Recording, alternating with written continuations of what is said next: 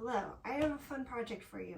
We are going to take the Ingo Ikea table, it's just a plain pine wood table, and we are going to add some waves to it to make it look really cool. There's not a lot of Ikea hacks on dining tables, so I thought this would be fun to try. In my son's room, he has a little play table, but it's from when he was small and he's growing and he's outgrown it.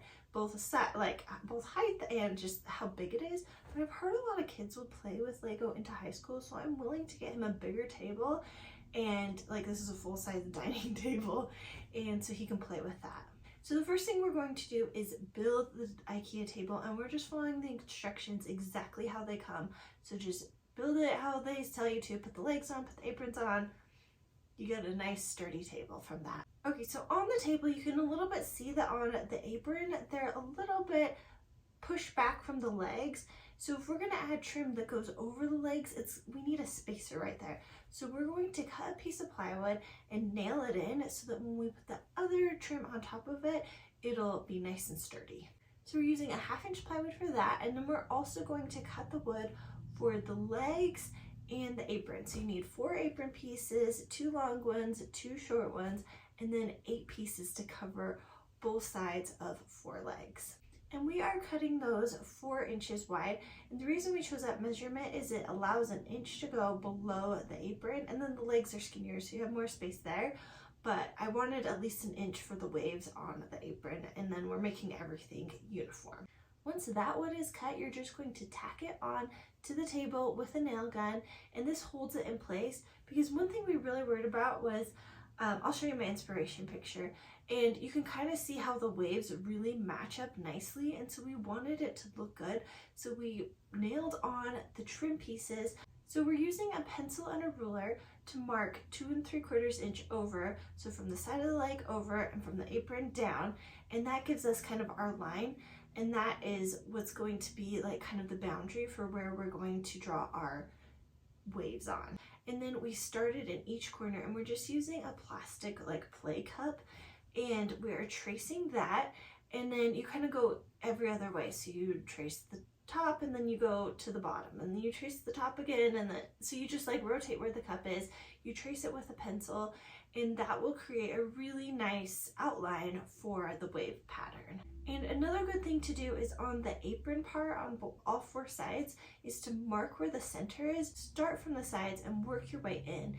And then when you get to the middle part, just make that a big scallop with whatever you have left. For the legs, you're going to start at the top, again, trace the cup, and then work from the top and go down, and that gives you a really good even look on all sides. So once the lines are traced out, we're going to use a jigsaw to cut them out, and you just need to go nice and slow and follow the line. It's really not that tricky to do, it's just takes time to slowly do it. And my husband was honestly a little bit worried about getting all 4 sides perfect, and he did it. I'm so proud of him, and it looks really cool. It's really kind of a graphic look, which I think is so fun. It feels really modern, and I mean, it's definitely an upgrade from the table we had, and we're using wood we had on hand, which is really fun. After all the waves are cut out, go back with a sander and smooth out the waves, because you get some jagged edges, and you just want it to be nice and cleaned up before you paint it. You don't want to get splinters from this table, especially mine is for a kid's room, so I'm making sure to get it nice and smooth. Because we just tacked on the wood before, we're going to pull it off and then use some wood glue to glue it onto place and then nail it into place. Because it kind of has an overhang, it'll have the tendency to come off, and I don't use glue on a lot of stuff, but I am using it on this because I just want it to be as secure as possible. After the leg trim and the apron trim is all installed, we are going to do finish work, which means filling all the nail holes with wood filler, using caulk on the apron, and just kind of cleaning it up. I like to do 2 coats of wood filler to really make sure you don't see it. And then you need to sand it once the wood filler is all dry, and that gives you just a really nice smooth starting point to go to. And then after that, it's time to paint. And I am using a blue color called Early September. I think it'll look really good in Don's room. He has a lot of colorful stuff in his room, so I just pulled out one of the colors from like some of the, we do like a bobbin look with some trim in there. It's really fun. So I'm using the blue from that and just giving everything 2 coats of paint.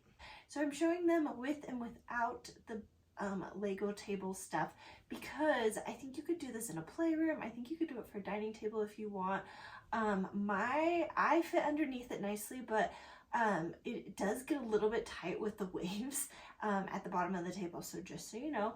But I think it is absolutely beautiful. I think it like looks so cute in my son's room, and I love that it gives him more of a place to play. So this is the last big project I have planned for my son's room right now. Almost this whole year I've just been doing small project after small project after small project and kind of working my way around the room and thinking about it and enjoying the process. But I thought next week we could do a few more small things to wrap it up, and I can show you everything as a whole. So I think that'll be fun. Let me know if you have any questions in the comments. If you would like to see anything with like the room tour next week, let me know and I can put that in. I don't know if it'll be next week, but coming up soon. And then if you like this video, please make sure to give it a thumbs up. And if you aren't already, I would love if you subscribed.